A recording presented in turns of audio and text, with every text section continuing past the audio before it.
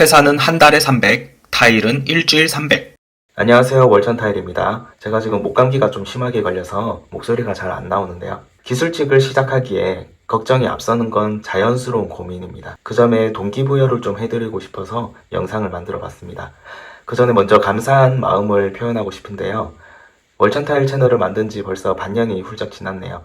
월천타일을 구독해주시는 분들이 1100명이 넘어가고 멤버십을 통해 후원을 해주시는 분들도 7명이나 계시니 과분한 사랑을 주셔서 감사할 뿐입니다. 올겨울 11월 말부터 급격하게 일이 많아지는 바람에 녹화할 시간도 없을 정도로 바쁘게 일했던 것 같아요. 평균적으로는 3개월 동안 하루에 전화가 최소 5통은 왔던 것 같은데 12월에서 1월까지는 10통 이상은 기본일 정도로 정신없이 일했습니다. 이달 중순부터는 한숨 돌릴 수 있을 것 같아요. 이제 좀 더 여유롭게 영상 촬영과 편집을 할 수 있을 것 같습니다. 앞으로도 더 쉽고 더 빠르게 일을 끝낼 수 있는 팁을 담은 영상을 제작하기 위해서 노력하겠습니다. 다시 본론으로 넘어가서요. 월천타일의 메일 주소로 문의를 주시는 분들이 정말 많습니다. 제가 지역을 안 적어놨기 때문에 전국에서 시공 요청 문의를 주시는데요. 시공 요청을 하시는 분들보다 더 많은 문의가 기술직으로 전향하고자 하시는 40대에서 60대 아버지뻘 되시는 분들의 고민, 걱정 문의가 더 많은 것 같아요. 실제로 제 시청자 분석 통계를 봐도 20대에서 30대가 20% 정도고요. 40대에서 60대 시청자가 60%이기도 합니다. 비록 제가 어린 나이임에도 불구하고 친절하고 예의 있게 장문의 문의를 해주시는 구독자님들께 제 생각은 주관적이고 인생의 답은 아니기 때문에 조심스럽게 답변을 해드렸는데요. 오랜 시간 축적된 경험이나 노하우가 저보다 훨씬 많으신 분들이기 때문에 제가 그 인생을 감히 결정할 수도 없기 때문이죠. 걱정을 하시는 부분이 대부분 동일하세요. 나이가 많은데도 이 일이 가능할까 모르겠다. 나는 인터넷을 할 줄 몰라서 안 될 것 같다. 내 주변에 사업을 한 사람들은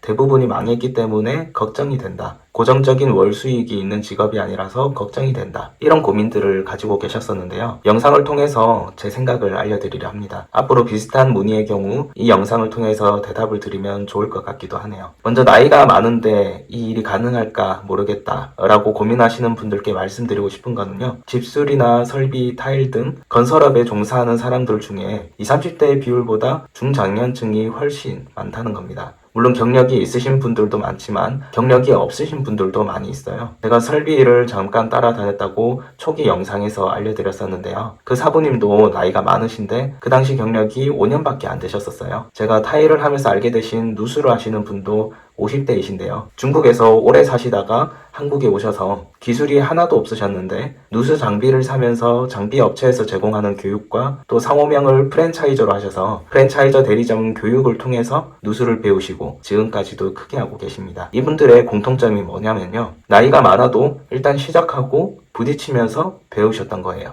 물론 초기에는 시행착오도 있고 손해도 있겠지만 결국에는 몸으로 체득하게 되고 노하우가 축적되면서 자리를 잡게 된다는 겁니다. 한 번 익힌 기술은 죽을 때까지 써먹는다는 말이 있죠. 건강이 허락한다면 정년 없이 쭉 일을 할 수 있는 게 장점이고요. 이를 알기 때문에 기술직에 대해 고민을 하는 거라고 생각합니다. 결국에는 일단 시작을 하는 사람과 못한 사람의 차이는 시간이 지남에 따라 극명해진다는 겁니다. 그리고 자신감 있으면 일을 딸 수 있습니다. 일을 맡기는 입장에서 작업자의 나이가 많고 적음은 중요한 게 아닙니다. 나이가 많으면 경력이 많다고 생각해서 유리할 테고요. 나이가 적으면 좀 더 디테일하겠다고 생각할 테니까 또 그것도 유리한 겁니다. 결국에는 똑같이 둘 다 유리한 조건에서 시작하지만 견적을 따는 사람은 누가 될지 알 수 없습니다. 확실한 건 제 경험상 만약 견적가가 비슷하다는 조건 하에 집주인은 그 두 사람 중 더 자신감이 넘치는 사람에게 일을 준다는 겁니다. 일을 잘하고 못하고는 그 다음 문제인 거예요. 그러니까 나이가 많아서 이 일을 시작할 수 있을까 걱정하실 필요가 없다고 생각됩니다. 나이의 굴레에 스스로를 가두지 않으셨으면 좋겠어요. 두 번째로 인터넷을 할 줄 몰라서 안 될 것 같다고 고민하시는 분이 있습니다. 그런데 이런 고민을 하시는 분들이 생각보다 정말 많습니다. 제 지인분들도 컴퓨터를 다룰 줄 모른다. 블로그의 불자도 모른다. 나는 휴대폰으로 유튜브만 보고 전화만 받는 용도로 쓴다. 이렇게 말씀하시는 분들이 실제로 많아요. 그런 분들에게는 저는 항상 말하는데요. 할 수 있는데 안 하는 거라고, 못한다고 핑계를 대는 거라고 말합니다. 확실히 그런 마음을 바꿀 수 없는 분들은 사업을 시작하면 안 되는 분들입니다. 사업은 곧 마케팅이거든요. 내 업체를 홍보하지 않는데 어떻게 일이 들어오겠습니까? 회사를 다닐 때에는 회사가 마케팅을 다 했었기 때문에 일감을 따주고 나에게 일을 하라고 던져주던 구조였기 때문에 마케팅을 전혀 신경 쓸 필요가 없었겠지만 이제는 내가 오너이기 때문에 마케팅을 하지 않으면 일을 딸 수 없다는 것은 당연합니다. 옛날에 신문으로 또 전화번호부를 보면서 일을 맡기던 시대가 기억도 나지 않는 시절이 되었는데 아직도 인터넷을 못한다, 블로그를 못한다 이렇게 대답을 하면 답이 없어요. 못하면 배워야 합니다. 가족에게 써달라고 요청을 할 수도 있고요. 그럼에도 내가 직접 쓰는 게 경험과 생각이 들어가기 때문에 더 좋습니다.